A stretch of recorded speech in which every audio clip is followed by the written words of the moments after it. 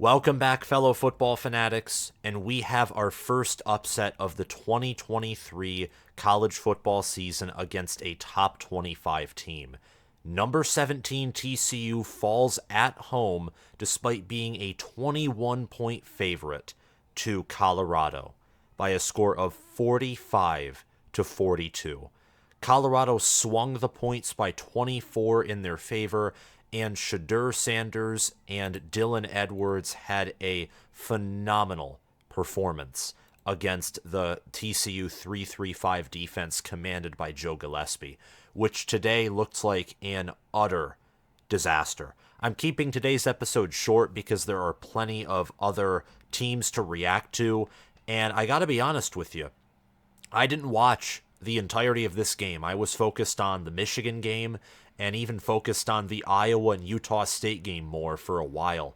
But then as Colorado really began to keep pace with TCU, which is something that I thought was, well, darn near impossible, I gotta confess, my curiosity peaked. Colorado led TCU 17-14 at halftime, and not only did they keep pace with TCU, they kept themselves in front of TCU for much of this game. They were in front of the Horned Frogs for nearly the entirety of the third quarter. They traded blows from the end of the third quarter all the way through the fourth quarter. And this Colorado team, let me tell you something, they're clutch. They got the stop on fourth down when they needed to. Chandler Morris, he faced a blitz. It got home. He got off the pass barely to tight end Jared Wiley.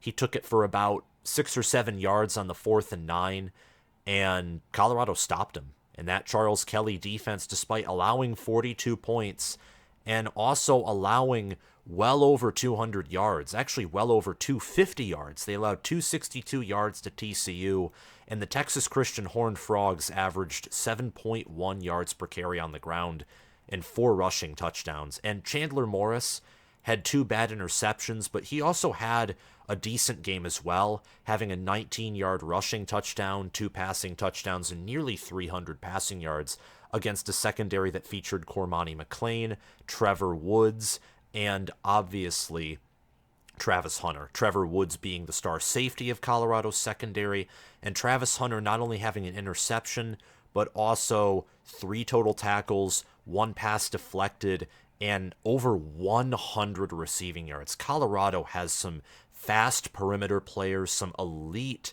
potentially elite perimeter players on both the offensive and defensive side of the ball. What kept TCU in this game was their trench play. TCU has the better offensive line. That's why they were able to run for 7 yards per carry. And they also have the better defensive line. Colorado did not even have 100 rushing yards. In fact, they had 34 carries and 55 rushing yards, averaging 1.6 yards per carry on the ground. So TCU's defense and Joe Gillespie, the defensive coordinator, come away with plenty of questions. Also, Kendall Briles, I would say, comes away with plenty of questions despite scoring 42 points. The final drive, there was questionable play calling. Colorado was finally able to adapt and stop the interior run game, which, as Joel Klatt and Just Gonson were pointing out, Colorado could not stop that run game. And then in the first quarter, look, Colorado caught TCU's offense off guard, and they taught him a lesson. TCU was shut out in the first quarter. Colorado, meanwhile, scored through a Dylan Edwards touchdown in the first quarter, and that initial lead in the first quarter, much like TCU's initial lead against Michigan last year in the Fiesta Bowl, Colorado's initial lead in that first quarter and at halftime carried them through the rest of the game as TCU in the end of the third quarter and for much of the fourth quarter began to, in my mind, evolve into a team that I thought was going to finally put this game away. My initial prediction for this game is that TCU was going to cover the spread, and that was very foolish of me. In fact, Colorado, of course, decided to reverse the spread by 24 points in their favor, winning 45-42.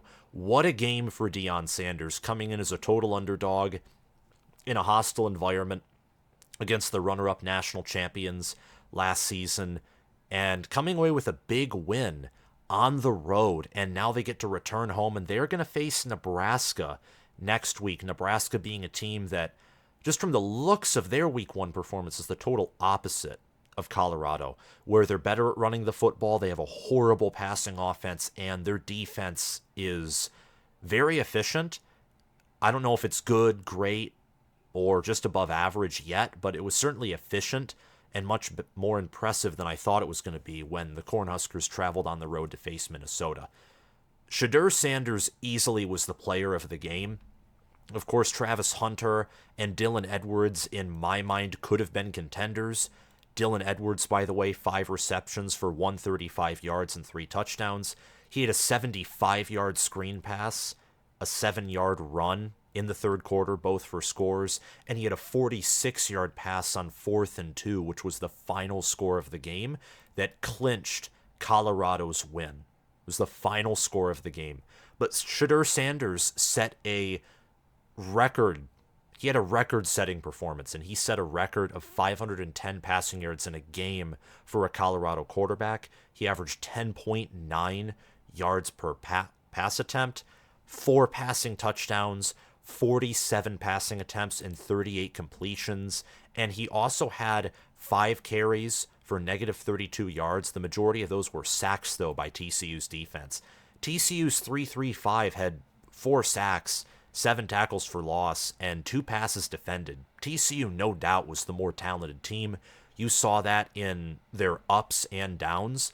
The problem was, and this is best explained in my mind, not just through penalties, but also through the quarterback play of these two teams, TCU having 10 penalties for 78 yards, Colorado only having 6 for 35, despite having more incoming transfers. And in theory, the more transfers you have, the harder of a time it is to glue your team together. And no, Colorado looked like the team that believed in themselves more. They looked like the more confident team, the team that executed better.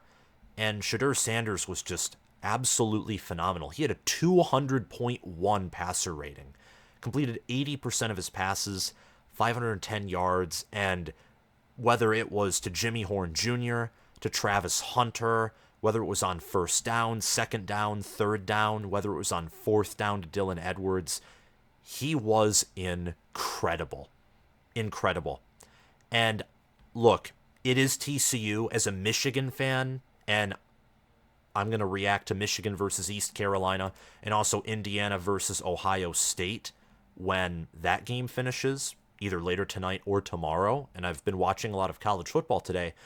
I guarantee you East Carolina has a better defense than TCU does, at least when it comes to defending the pass. I mean, TCU looked disgusting on defense. The defense last year allowed, they were outside of the top 90 in points allowed per game. It was nuts. And I imagine they're going to be outside of likely the top 100 in points per game this season, because Colorado, who their offensive line is okay at best, horrendous at worst, but they have great skill position talent. If they were able to put up these numbers, what's Oklahoma? What's Texas?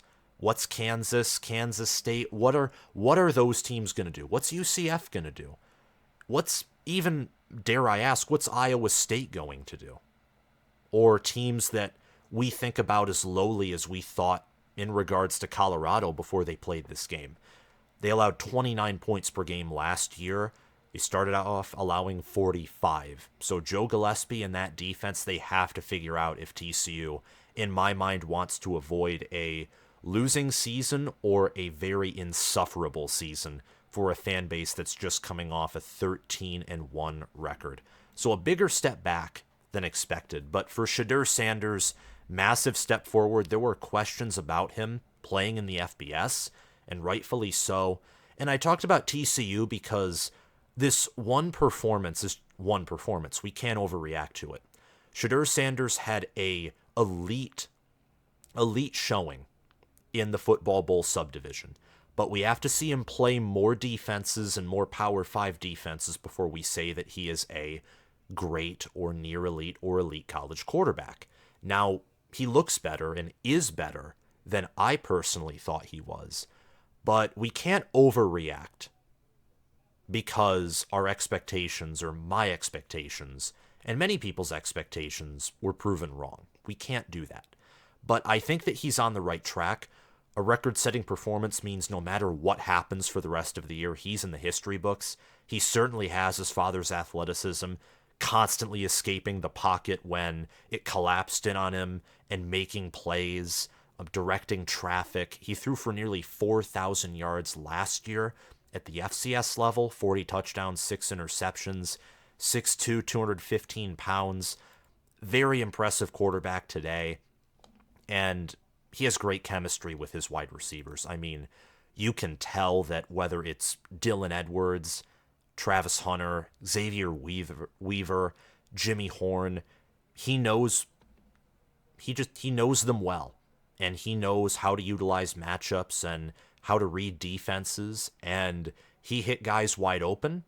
He hit guys who were covered one-on-one pretty well, and his receivers, whether it be Hunter, Weaver, or Jimmy Horn Jr., one-on-one were able to go up and get the ball. He made good throws, his receivers made good moves, and the chemistry was just there in the passing game. And Sheduer Sanders being the quarterback of this offense, being the leader, that's extremely impressive. So props to Sheduer Sanders. I'm hoping that he continues to have a good season.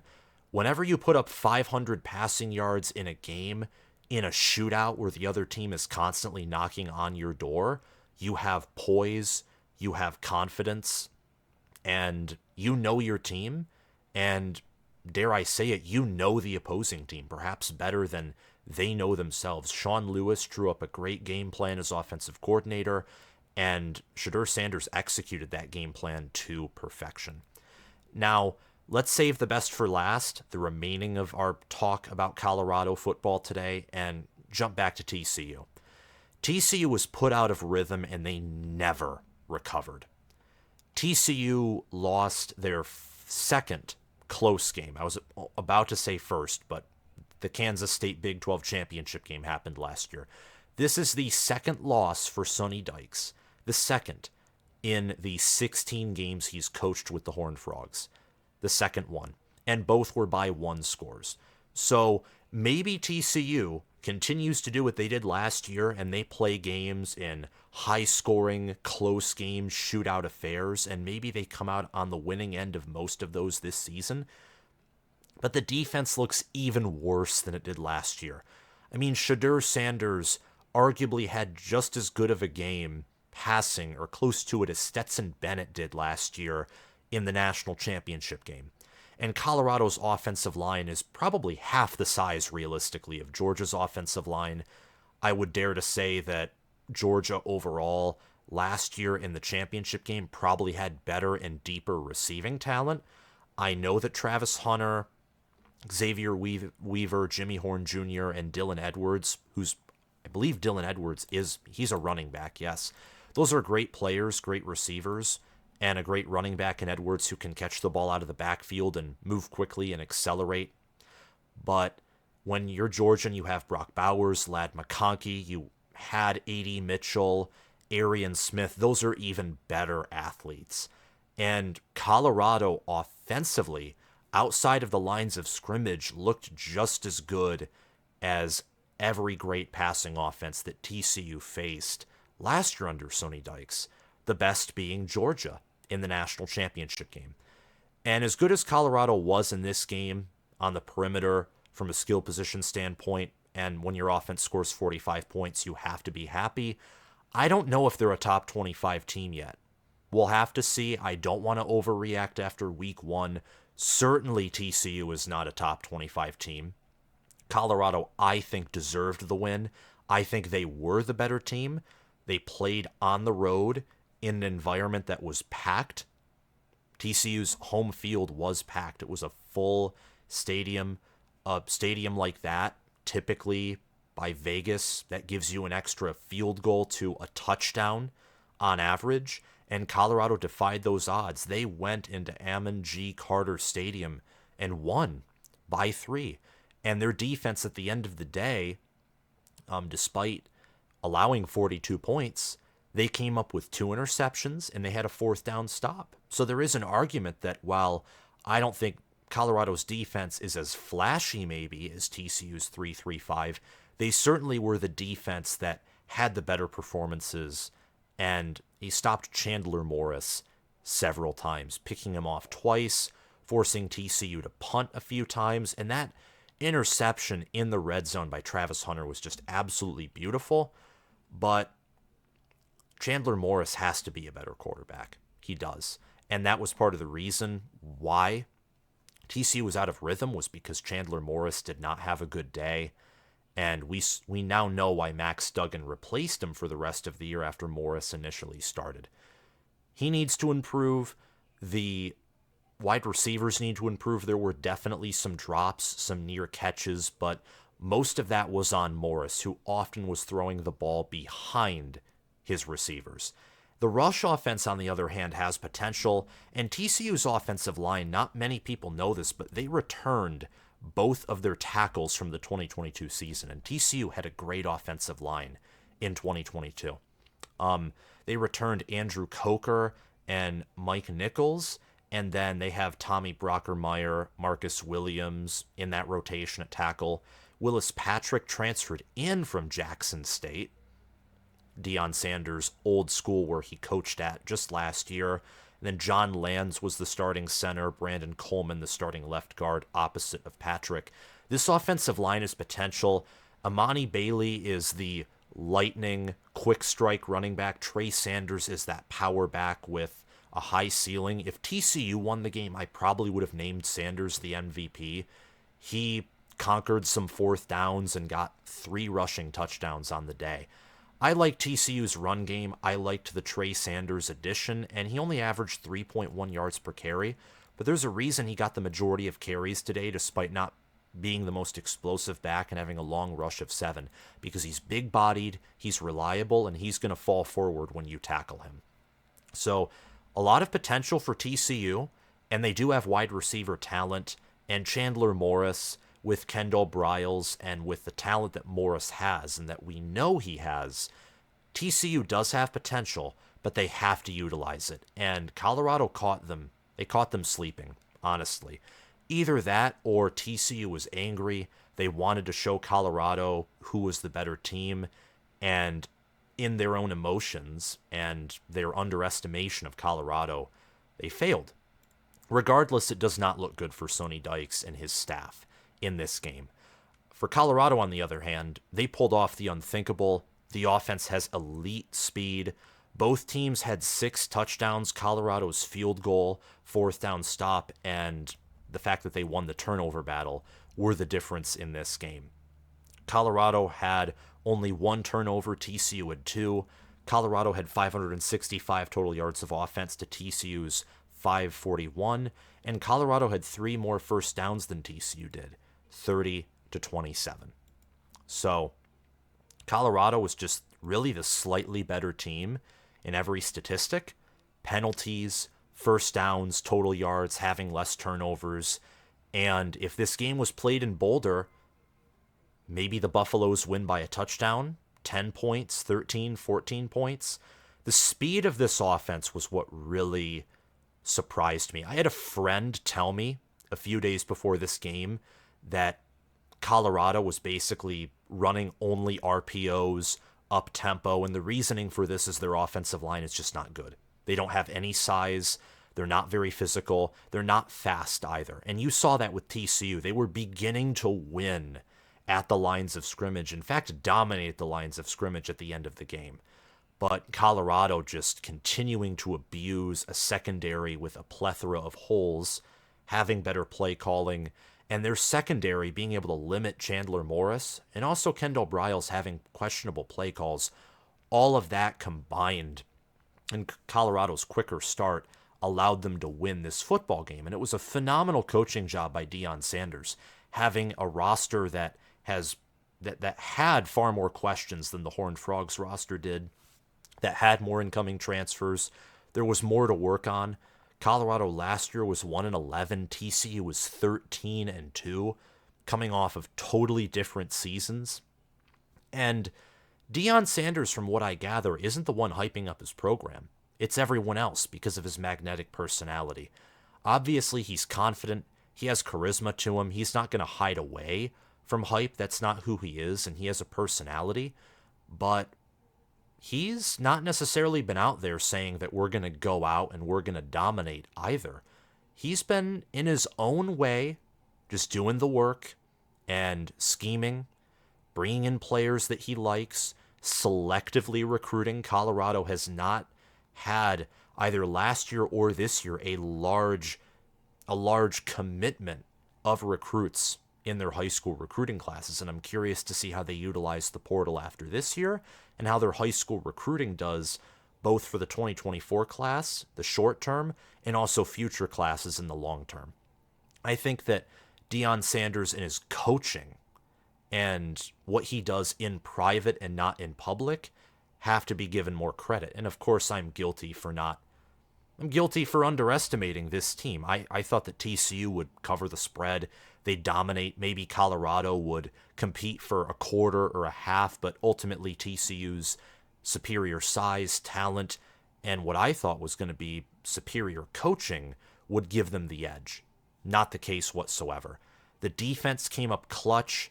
They remind me, to make an analogy in the Big Ten, they reminded me of Michigan State's defense in 2021. The difference is Michigan State that year had a great front seven and a poverty secondary.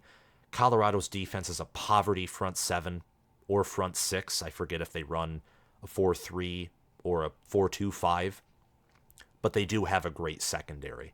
The similarity is they're clutch and they get the stop when it matters most, whether it's in the red zone with the Travis Hunter interception or the first Chandler Morris interception where Trevor Woods just jumped a route in the end zone and got the pick, or the 4th and 9 at the end of the game to seal it. The defense, there's a lot to improve on, but luckily I think they didn't face the worst offense on their schedule. I think Colorado State and Nebraska, who are their next few games or a part of their next few games in their September slate, won't have as good offenses as TCU did, in my mind. TCU's offense has a lot of potential. They have a high ceiling. Their run game is potentially going to be better than Nebraska's. I think they have a better O-line than Nebraska's. And depending on how the Pac-12 performs, we could look back and see that TCU had one of the better offenses on Colorado's schedule, but with a clutch defense and an offense that just worked that defense to perfection and planned perfectly for this game, this win may look even more impressive than it did from a week one standpoint a few weeks down the line. So congratulations to the Colorado Buffaloes. Great game. Again, Colorado 45, TCU 42, and the first top 25 upset of the 2023 college football season has been completed. Let's hope for many more. Thank you to my patrons for supporting this channel, and thank you all for watching this video. Please hit that subscribe button, like this video, and click the notification bell so you can get notified when I post more college football content, react to upsets, and games that I previewed also in the previous week.